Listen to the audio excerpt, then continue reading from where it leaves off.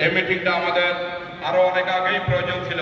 বিএনপির মাননীয় আহ্বায়ক সাহেব বিজ্ঞ সাবেক ছাত্রনেতাদেরকে দিয়ে এই চন্দ্রগঞ্জ বিএনপির যে কমিটি করেছে সুপার 5 বা 6 ওনাদেরকে দিয়ে এই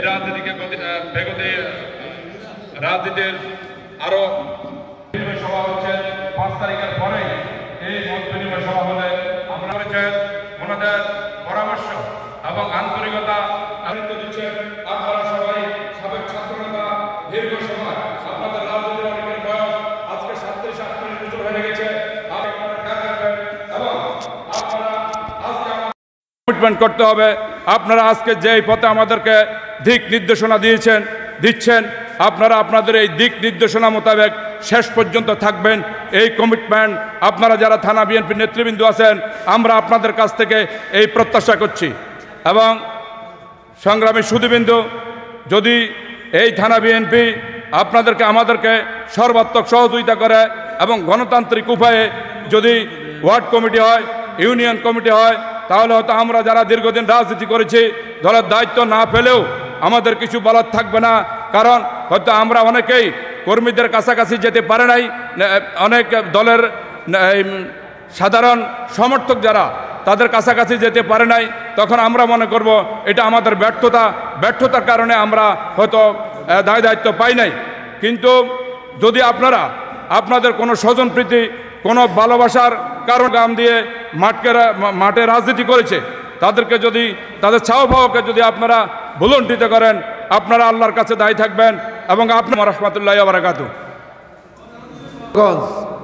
চন্দ্রগঞ্জ ইউনিয়ন বিএনপির পক্ষ থেকে আর যদি কেউ বক্তব্য দিতে চান সবাইকে অ্যাড্রেস করার দরকার নাই, সবার নাম নেওয়ার দরকার নাই। আজকের এই মত বিনিময় সভার সম্মানিত সভাপতি, উপস্থিত নেতৃবৃন্দ, আমার সম্মুখে উপস্থিত প্রিয় নেতৃবৃন্দ, সবাই এনে নেতা, কোনো কর্মী নেই।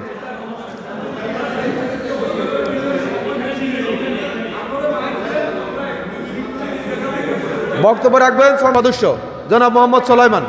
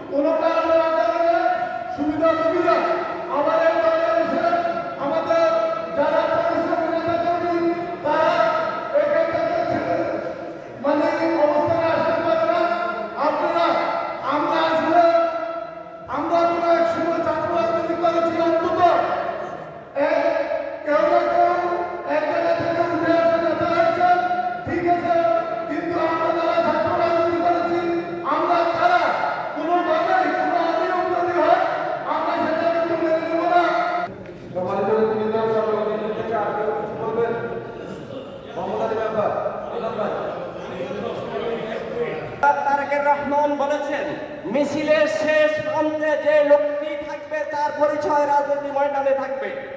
মাননীয় নেতৃবৃন্দ, আপনারা বর্তমান যে সিদ্ধান্ত নিয়েছেন, বিগত 17 বছর আমরা যারা মাঠে শ্রম দিয়েছি তাদের মূল্যায়ন থাকবে কিনা। যদি আমাদের মূল্যায়ন না দেন তাহলে আল্লাহ আপনাদেরকে ক্ষমা করবে না।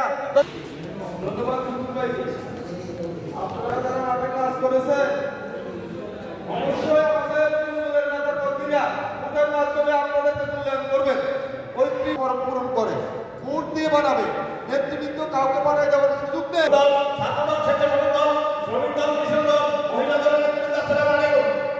আমি সবিনয় দৃষ্টি আকর্ষণ করবো আমাদের আগামী যে বড় অনুষ্ঠান, এটা আমি মনে করি আমার পরামর্শ যে এক ইউনিয়নে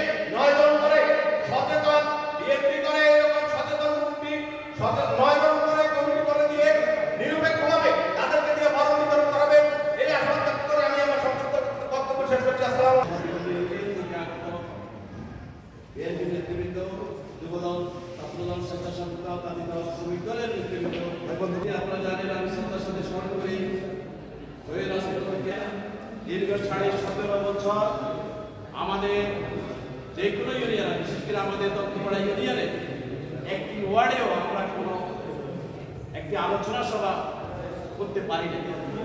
তাই আজকে যেহেতু মত বিনিময় সভায় একটি কথাই এসেছে যে প্রহরবের মাধ্যম দিয়ে যে সদস্য আয়োজন করে তার মধ্যে দিয়ে নেতা নির্বাচন করে একটি ওয়ার্ড কমিটি সভা দেওয়া, তার মধ্যে দিয়ে যেন একটি ইউনিয়ন কমিটি হয়। আমরা অত্যন্ত আমি সাধুবাদ জানাই যে আগামী দিনে এই ওয়ার্ড নেতৃবৃন্দের মধ্যে দিয়ে একটি সঠিক নেতৃত্ব উদ্ঘাটন হোক, এই আশাবাদ ব্যক্ত রেখে আজকের এই মন্ত্রিসভা সভা সভায় উপস্থিত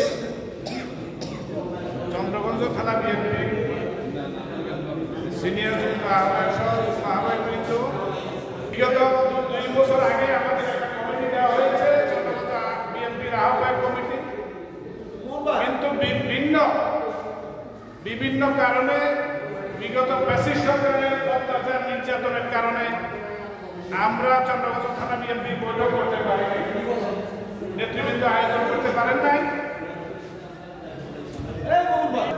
বিগত ফ্যাসিস্ট সরকার শেখ হাসিনা সরকারের 5ই আগস্ট বিদায়ের পরে আজকে যে মত বিনিময় সভাটা এটা তখন থেকে শুরু করতে পারতেন নেতৃবৃন্দ, কিন্তু আজকে 5 মাস পরে আমাদের কাছে এখানে দাওয়াত করেছেন।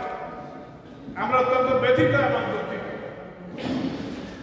যাই হোক, আজকে আমাদের দলের চেয়ারপারসন ভারপ্রাপ্ত চেয়ারম্যান জনাব তারেক রহমান সাহেব যে নির্দেশনা দিয়েছেন সেই নির্দেশনার আলোকে আজকে আপনারা আমাদেরকে এখানে একত্রিত করেছেন।